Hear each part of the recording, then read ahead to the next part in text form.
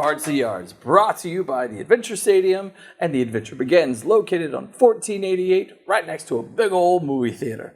I'm Chaz Graves, and here with me today, Preston Laird and Mark Blair. All right, thanks, Chaz, for that introduction. As always, I'm here with Preston. We're at Adventure Stadium, and this is Cards to Yards, a sports card and sports podcast. Preston, there's been a lot going on. We wrapped up one year. We're heading into the next. There was the ending of many eras on a non-sports related topic. Shout out to Betty White, who transcended all popular culture and media. We lost the Golden Girl, and we also lost the golden voice of football, John Madden. Yeah. That was a really big, devastating loss on a lot of levels. And it's funny because he's probably the one coach that had like this intergenerational following, right? Because there was people who were never born to see him coach in the late 60s, throughout the 70s, but yet they knew him as a household name because of the Madden video game. Did you have any experience with the Madden video game? Absolutely. I've had Madden games over the years, starting in the early 90s. I was lucky enough, I'm old enough to have witnessed a little bit of his coaching, but I was there for the entirety, of course, of his broadcast career. And what an amazing sports figure, human being, just transcends so many different lines and connects to so many different people in so many different ways. Football's never going to be the same without him. It's a little less fun without him in the world. But yeah, Madden holds a dear place to my heart, as he does with a lot of people that are really not even directly related to sports as much as we are. So, yeah, sad week all around. Betty White's definitely going to be missed. Who does not love Betty White? Just amazing, another amazing human being that'll be remembered forever. And back to Madden, I'm one of those people who probably simultaneously came into their love of video games and their love of sports around the same time. I mean, I had Nintendo, so that was a few years before. Super Mario Brothers was my go-to. But then when I started getting into football and the Oilers and then started watching Monday Night Football, by that time he was partnered up on there. Because of him, I knew what Ace Hardware was. I knew what Boom, Tough Actin' Tenactin' was. And because of him, society was introduced to a delicacy called the turducken. Yes. Which, if you don't know, you take a chicken, you stuff it into a duck, and you stuff that into a turkey. And I kept seeing this clip over the past week where he doesn't have a knife, so he just uses his hand. Yeah. Cuts it down. I was like, and the first thing watching that too. Instead of being disgusted, I was like, that's very innovative, and also that bird looks really well cooked. Yeah. For you to be able to just go down the line like that. But I think he and Summerall were like the perfect balance. Yeah. And now you have to have like a 3-person crew. You didn't have to with them. Yeah, I agree. I loved him with Summerall. I also loved him when he was with Al Michaels. Super entertaining because Al Michaels plays that straight guy, and he's the comedic side of the broadcast. So, yeah, I don't know. My first Madden experience was probably a Sega Genesis, I would say, around circa 1992-ish, 93, maybe somewhere around there. But, yeah, he will be missed. Yeah, I think mine was probably Super Nintendo, but I do remember them being on the PC on floppy disk. Yes. As well. Just real quick on his career, of course, won the one Super Bowl with the Raiders. Was a coach, not head coach, but an assistant coach in Heidi Bowl in 1968. Are you aware of Heidi Bowl? I am not. So Heidi Bowl, the Raiders were playing the Jets on NBC national television, right? And this was, again, back in 1968. They had it scheduled for the movie Heidi to come on for its broadcast premiere. So the game is like a nail biter, right? And it's going right up into the time. I guess it would have been probably 7 Eastern time. Mm-hmm. But now working in broadcast, we have like all these switching protocols, like finish the game first, or if this game's boring, cut over to this game. Yeah. They didn't do that. They didn't get the memo. No. So the game's going on, right? It's like tied. And just this close nail biter of a game, and all of a sudden you just hear the yodeling of the intro of Heidi. people were livid and furious. And then when he was a head coach, he was involved in the Holy Roller game, which was like the insane like forward fumble that ended up getting them the win. So just wherever he went, it seems that the football gods were smiling on him. Calamity ensued. And I thought the most impressive part of the record was taking the Raiders to the playoffs 8 out of 10 years. Heck yeah. I mean, and then of course he was put in the Hall of Fame in 2005. And famously, he said, people ask me if I'm a video game guy, but no, I'm a football guy first. Absolutely. And he also was one of those people that said he never had to work a day in his life. So, pretty awesome stuff, but I don't think there will ever be another Madden. Nope.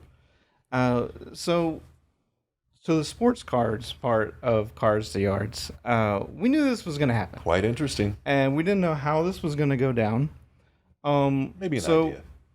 Topps, they lost the license to MLB about 6 to 7 months ago, and I was ready to buy the stock too, but 6 to 7 months ago, they were valued at $1.2 billion. There was a group that was spearheaded by Michael Eisner that was going to put them public on the stock exchange. Yep. All of a sudden, within the matter of like 2 days, it had came out that Fanatics was able to basically pull the rug out from under their feet, there's no other way to say it, and get the MLB license. Not only that, but NFL and NBA, and not just the leagues, but also the players. Yep. So we're talking about like fully licensed jersey numbers, names, all that. Topps went from 1.2 billion to about 700 million, and needless to say, that whole deal was yanked right out from under them. So flash forward to last week, and now the company is still valued around 700 million, but Fanatics has purchased them outright for 500 million. Starts immediately. Their other licenses don't start till 2025 or 2026, depending on the league and the union. Yep. This is really big news. It has to be bittersweet for people like us, right? Because it's like, okay, we're still going to have Topps. And we knew this had to happen because Fanatics has never produced a trading card in their life, as far as I know. Mm-hmm. Now, this company is valued at $18 billion. And as we've said on previous shows, they have a really good reach, consumer outreach. Basically, if you want a jersey, you're going to get it from Fanatics, whether it's from a team shop, online, third-party seller. It's coming from them. They're trying to make sports cards like that, basically just like delivered to your door. Find them at one of their team shops as you're exiting the game. It's like, I watched the Rockets. I want to bust open some packs. Okay, here you go. Astros, Texans, same thing. Mm-hmm. So they have this everywhere. What's your initial thought now, knowing that Topps will, one, live to make baseball cards for another day, and two, they're owned by this huge conglomerate? Well, I've got a lot of thoughts on this subject. I mean, it's just a mishmash of all types of opinions and hypotheses and theories and all that good stuff. On its surface, I think it is absolutely great for everyone, in my opinion. I don't see a lot of downside to this. Of course, we're still kind of in the dark when it comes to hobby shops. How are we going to proceed going forward once this all, comes to fruition? I really think that hobby shops are going to benefit from this in a way that we really just don't realize quite yet. I don't think that there's any reason to panic as far as the hobby shop side goes, the industry itself, the collectors. I think that it's going to be really good in the long run.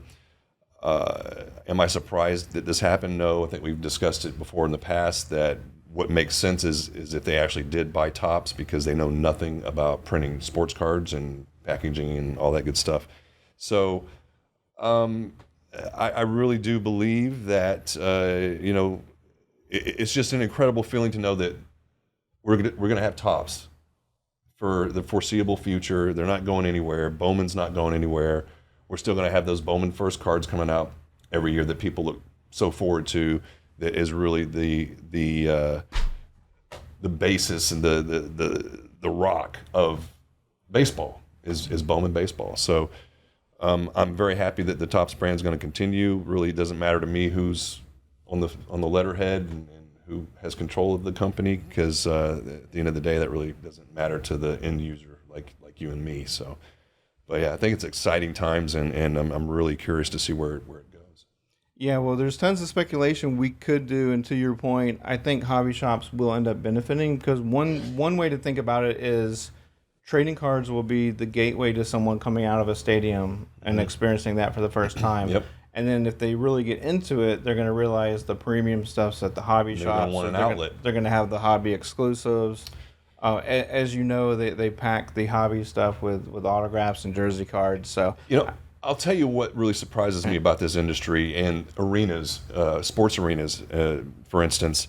How come no one has ever come up with the idea to incorporate sports cards at these sports arenas? I mean, it seems like it would be a no-brainer to me that you would have this product at a sporting event that's a sports product that people love, and yet here we are in the year 2022 and no one's ever done it. It's kind of strange when you think about it. I don't know. I think like a lot of stuff, they've just been waiting for someone to get the distribution down and the streamlining, and that's what Fanatics is going to do. Yep. Can you believe that company is now worth $18 billion? Yeah, I can believe it. And that's why that's why they're able to purchase a trading card company for $500 million. So we're going to see what's going to happen. So speculation aside, NBA and NFL are going to have Topps again. Yes. What is the one product you want in your hands? Topps football. Are you kidding me? I want to see some Topps Chrome. Absolutely love that set. Anything Chrome Topps. So you can be Chrome basketball, Chrome football. I mean, one of the greatest sets of all time, basketball-wise, is the Topps Chrome set. With the Kobe Bryant rookie. Just an iconic set. So I'm looking forward to seeing that come back. Not to mention, you can have some Finest. Love the Topps Finest name when they had the football cards. So, who doesn't want more variety when it comes to the sports card world? Right? I do. Topps Stadium Club basketball. I want a LeBron James beam team. Beam team, yes. Yeah. Yes. Yeah, that 96, 97 Chrome set's amazing. If you just wait like 30 years, it turns green. I don't know if they planned that. They planned that like a hypercolor shirt from back in the day. No, just kidding. It's oxidization. I don't think that affects the grade. It does not. It's an acceptable feature of the cards. So one aspect that we're seeing already are these other companies, Upper Deck and Panini specifically, scrambling for licenses. And ironically, Panini bought the wrestling license, the WWE license, from Topps last month. And so you can kind of see people positioning themselves in this like post Fanatics acquisition future. Upper Deck, I think, is probably in the best situation, and I've said I have an affinity for the Young Guns from the Upper Deck base set for the NHL rookie cards. Those are just the epic rookie cards. They've always been like 1-4 short print. If you can get your hands on a Crosby and Ovechkin, you're going to have a nice nest egg in the future, especially a PSA 10. But I am happy that that's happening.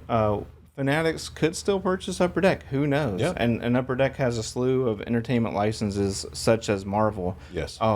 But because no one knows, Upper Deck has sort of like re-solidified their grasp or expanded their reach in hockey by, for the first time ever, signing a deal with a women's professional hockey league. That's the Premier Hockey Federation, the PHF.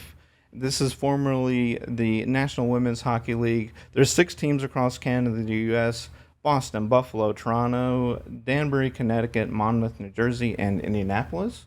I think this is super cool. Upper Deck's had female hockey cards in the past, and but they've always been subsets or inserted in. Yep.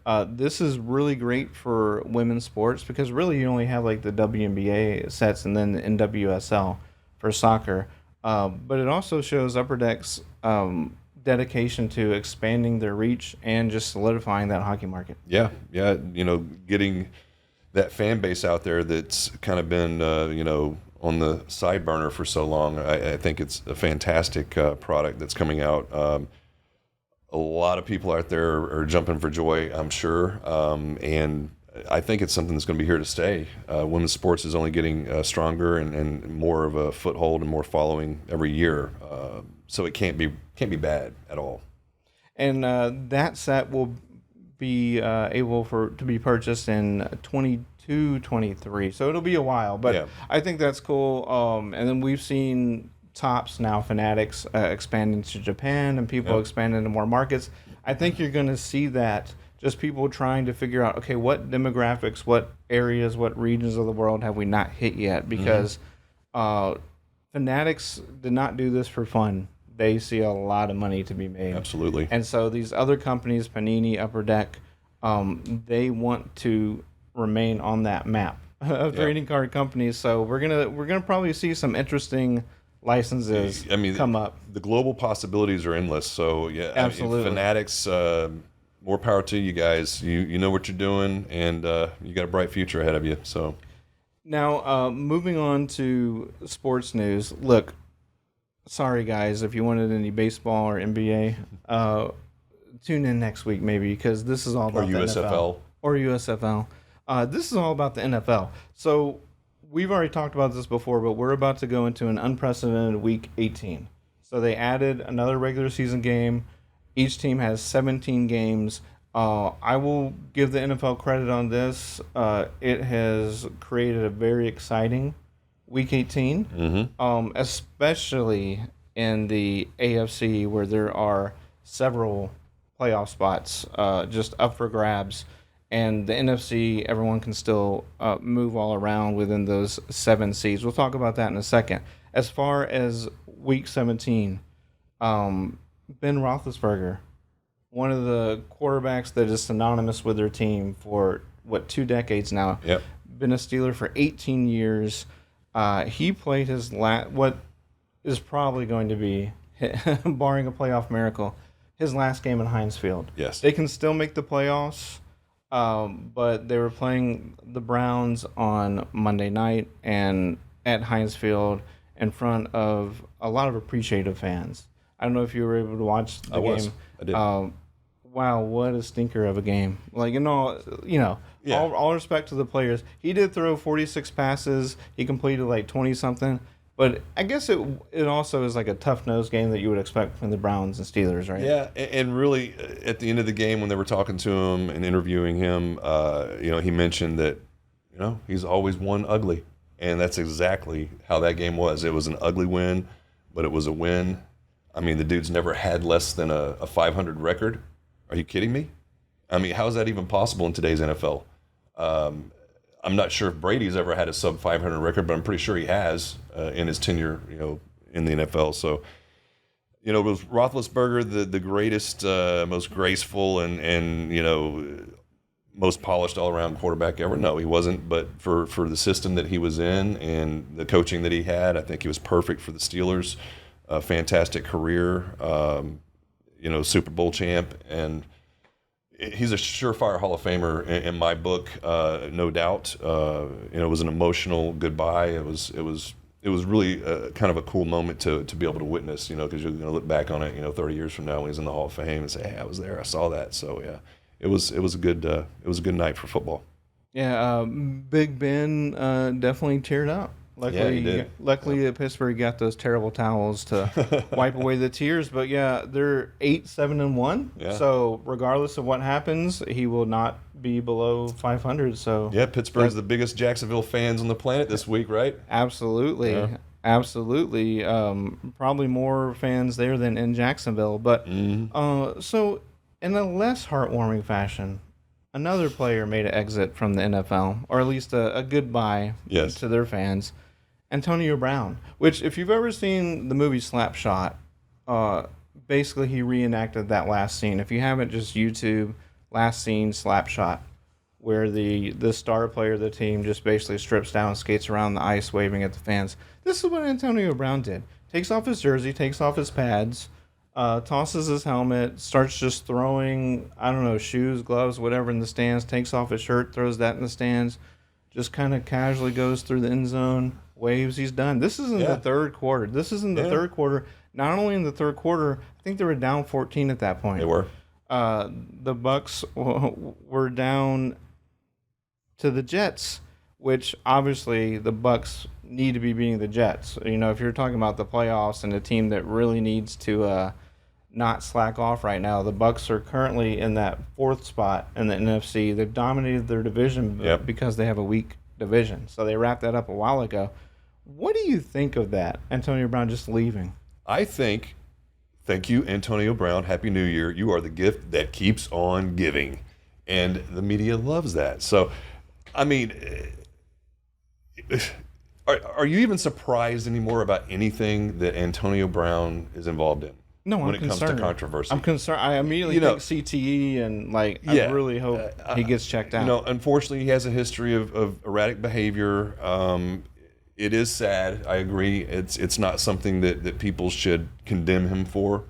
Like Brady said after the game, he needs our understanding, and I think that's as simple as it is. He just needs understanding. The guy is obviously not in a great place, and I hope that he gets the help he needs to get his life turned around in the right direction. So, yeah, it was just it was very surreal to see.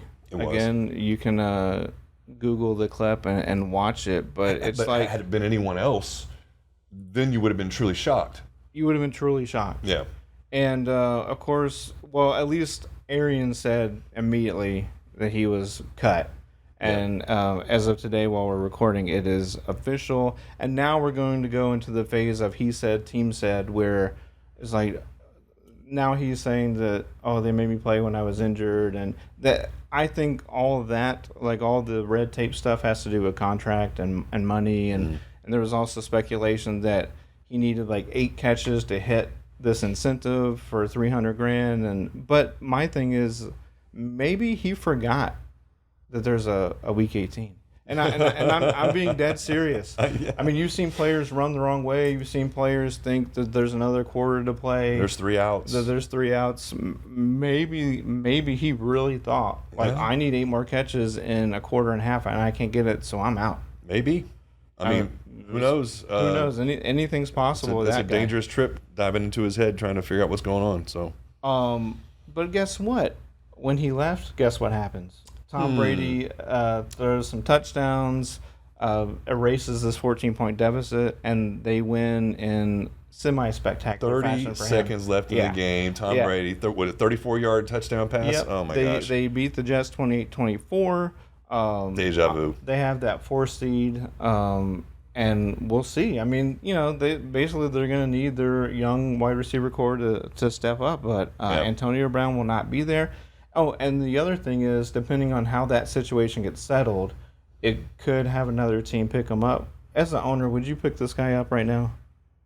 No, I don't think so. Even as talented as the guy is, the one thing that all sports athletes always talk about is chemistry. Yep. So even if you thought he was going to behave, it's like you wouldn't even be able to get him in there to be for week 18, so you'd have to put him in for the first time with your team in a playoff game. I wouldn't trust him on my flag football team, much less a professional football team. Right. So, but if you did play like a pickup game with him, he would definitely be skins. He already took his shirt off. So, that's a good one. Now going from a wide receiver who had such amazing potential and flamed me out to a very young wide receiver with insane potential. Jamar Chase had himself a season, and he had himself a game. He did. Bengals beat the Chiefs 34-31.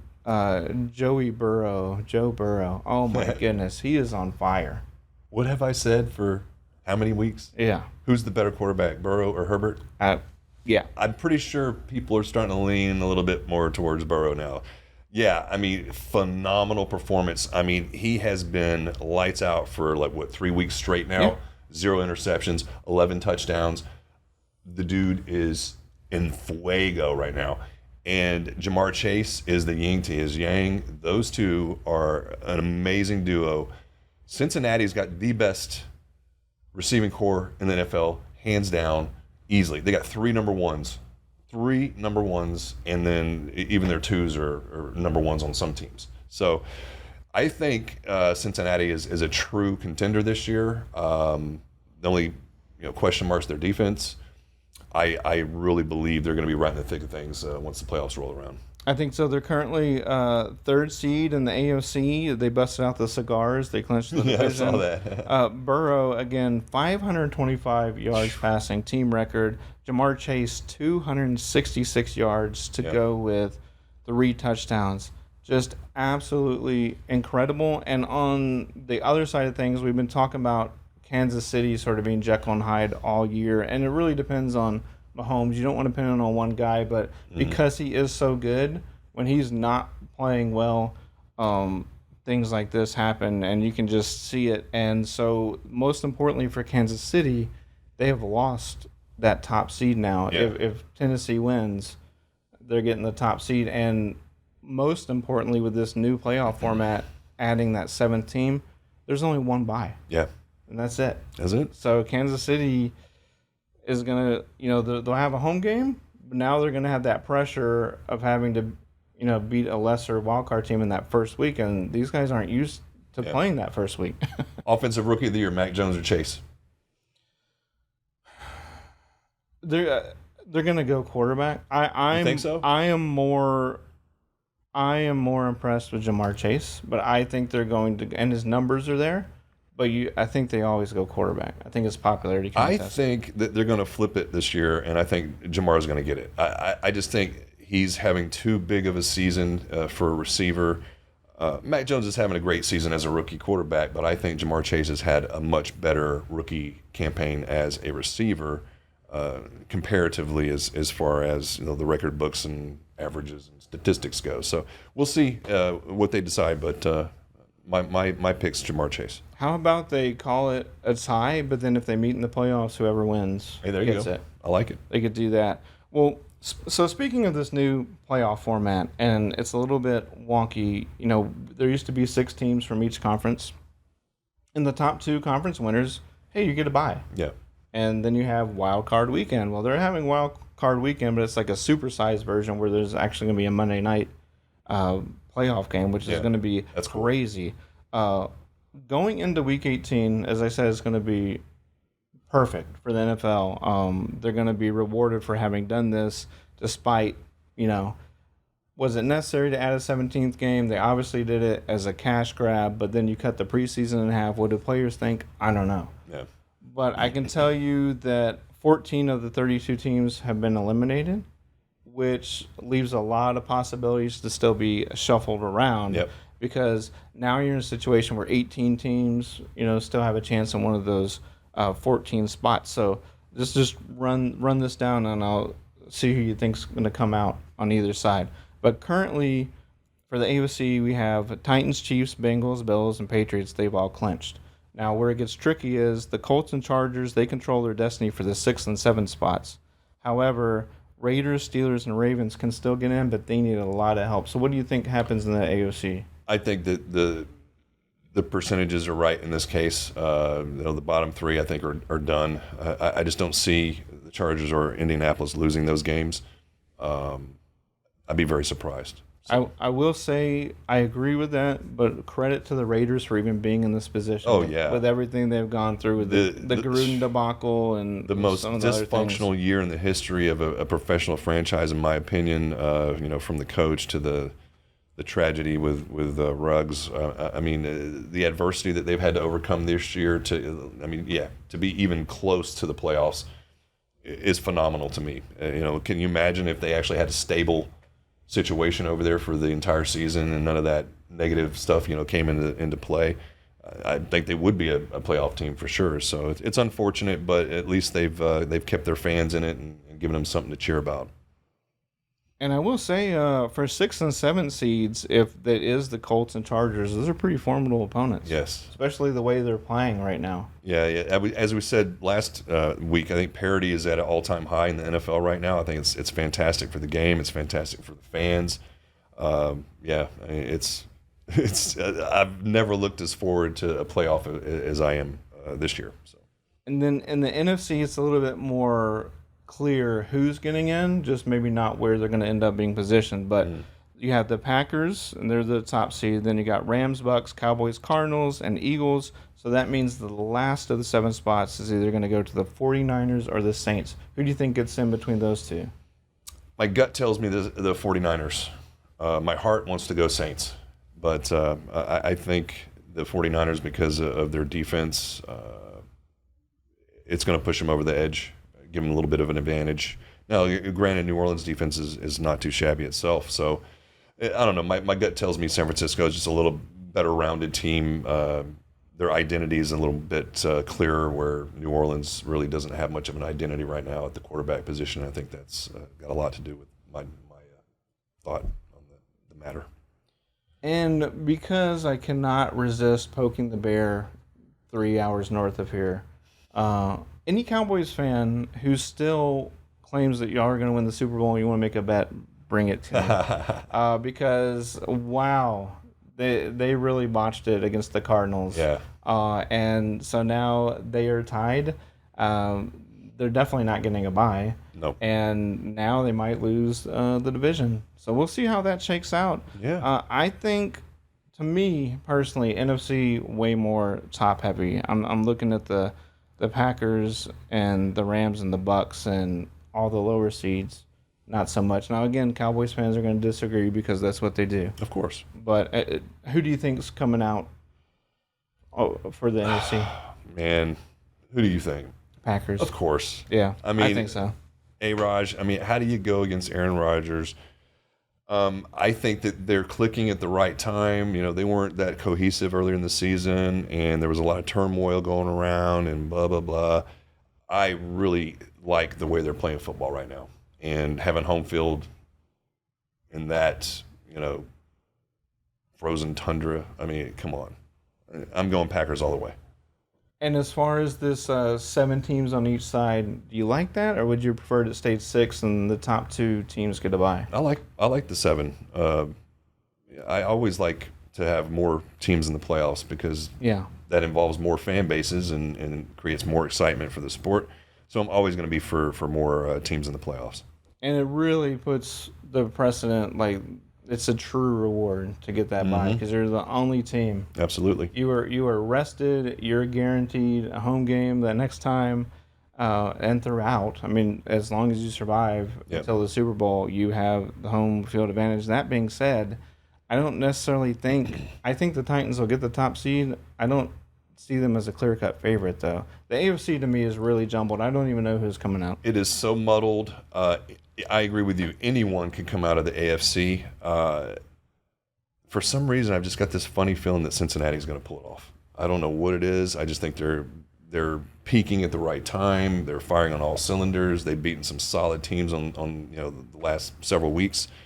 Momentum is everything in the NFL, as you know. So I think that they are the hottest team going into the playoffs right now. We'll see what happens week 17, but if I just had to throw their names in a hat, I'd pull out Cincinnati and as my wild card to the Super Bowl. Yeah, it'd be exciting. Yeah, it would. I'd like to see it. I keep wanting to pick the Chiefs. I think the talent is there, but something's not meshing this year. Something's off. Yeah. I will say though, we did have news. Derrick Henry may be back, and if they get that bye, watch out. Watch out, being able to stop him. I think Tennessee is definitely a major threat, but like we said, it could go one of 6 or 7 teams could make it to the Super Bowl from the AFC. So. It'll be interesting. Next time we'll be able to know who's in and really have a great playoff talk. So now, before we go to current releases, we get to the cards part of From Cards to Yards. What was your favorite product in 2021? My favorite product, I'd have to say, is probably Bowman Chrome. Okay. Just an incredible release, super hot product. Everyone loved it. I loved it. I had some really nice pulls from the product. As far as baseball goes, now, if you're talking soccer, I love Topps Chrome Merlin. Topps Chrome Merlin Soccer was just an incredible set, 100-card set. About 60 out of the 100 cards were rookies. Just a phenomenal product. Lots of good hits in that product. And as far as football goes, I probably have to go with. Normally, I would say Select, but after seeing the Spectra product, I'd have to say the Spectra is probably the most impressive out of the football stuff that I've seen in the past year. I'm going to go Allen and Ginter because I'm a set builder, and what other set can you get Mike Trout and arugula? Yeah, right. or mascots in real life and all kinds of weird, quirky stuff. A lot of people don't like that. I love it. Mm-hmm. And then you have, some higher end signatures and inserts. I think it's a great balance. I'll give you a bonus one, sports entertainment, Topps Heritage WWE. All right. Because they had an Allen and Ginter insert. So you get Roman Reigns and Macho Man and some of the other current and past stars in that Topps Heritage format. And then comic book, I just got to throw out, I think Upper Deck did an amazing job with Marvel Metal X-Men. Oh, yes. Yeah. Yes. Fantastic. Absolutely. As far as cardboard Marvel product, hands down the best product of the year, in my opinion, was Metal X-Men, and super, super hot product. Love it. And that Spider-Man's around the corner, and I probably won't get any, so we'll see. You'll get some. We're getting a case. We'll see what happens with that. All right, so current product. Yeah. What are you looking forward to coming out? Well, I'll tell you, this week, brand new product that came in was the Bowman Draft, first release of this past year's top draft picks. It's the coveted Bowman firsts for all of those guys. So that's been flying out of here. Next week, we're going to have Donruss basketball. We're going to have the Prism English Premier League soccer, which is I'm extremely excited about. And probably the most anticipated football product in the last 6 months, Mosaic Football, is coming out. And we're also doing a Mosaic Football break. You can go online and get your spots.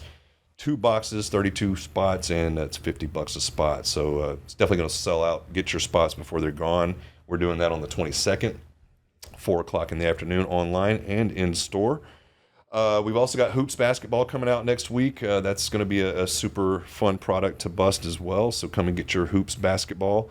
Also remember to bring your cards in for HGA grading. If you've got some cards, we are doing submissions on a weekly or bi-weekly basis for that. And we'll look forward to getting you some nice grades and slabs for your cards.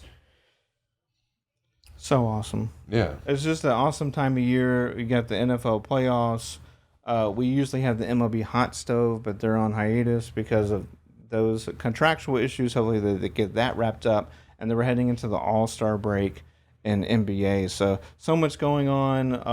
I just feel like NFL Wildcard Weekend is usually I'm at a card show.